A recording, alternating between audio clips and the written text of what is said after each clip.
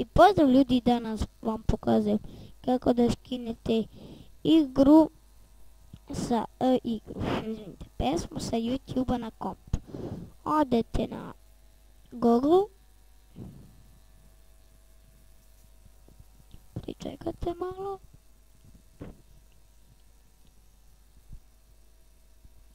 ajde na ovom Fortnite kada snimam i odete na YouTube i kucate pesmu koju želite. Evo ja ću kucati jednu moju najomiljeniju, Mamotu.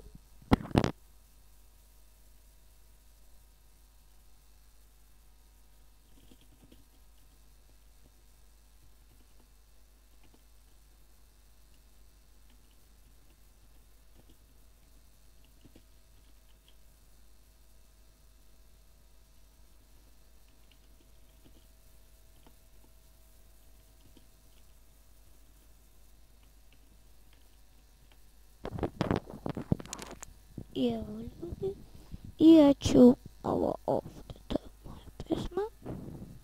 Ko je sa mnom svaki dan i svaku noć, ko je tu pored mene, ko... Eto, to je ta pesma, idete ovo gore, kopirajte, tu isključite i kucate na Google, novi mi Fortnite nešto, i kucate.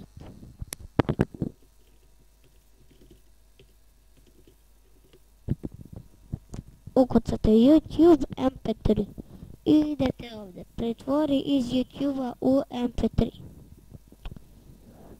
Kliknete, ajde, sine, Dragane, evo.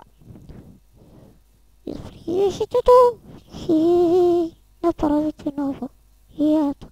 Idete pretvori video. I sačekate jedan spray slik, idete preuzmi.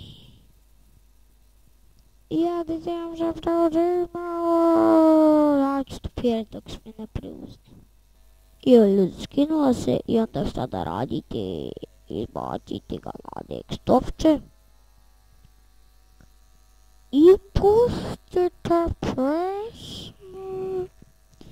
Od sad pa nadalje na kraju, znate, na kraju će se pojaviti ona slika i onda će ova pesma. Pesma će se čuje. Ko je sa mnom svaki dan i svaku noć, ko je tu pored mene, ko mi daje tu moć, dragi ministre, kako da objasnim ti to, da biljka data od Boga ne može nam biti zlo, to shvati me, sve što I ljudi, to je to.